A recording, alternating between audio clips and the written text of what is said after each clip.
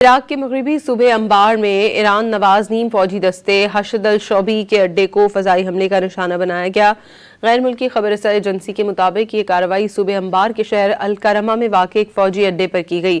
عینی شاہدین کے مطابق دھماکوں کی آواز دور دور تک سنی گئی، تاہم ابھی تک حملے میں ہونے والے ممکنہ جانی یا مالی نقصان کی حتمی تفصیلات سامنے نہیں آئی ہیں۔ عراق کے مغربی صوبے انبار میں ایران نواز نیم فوجی دستے حشد الشعبی کے اڈے کو فضائی حملے کا نشانہ بنایا گیا۔ غیر ملکی خبر رساں ایجنسی کے مطابق یہ کارروائی صوبے انبار کے شہر الکرمہ میں واقع ایک فوجی اڈے پر کی گئی۔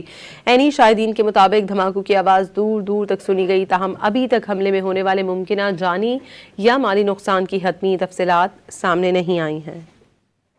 عراق کے مغربی صوبے انبار میں ایران نواز نیم فوجی دستے حشد الشعبی کے اڈے کو فضائی حملے کا نشانہ بنایا گیا۔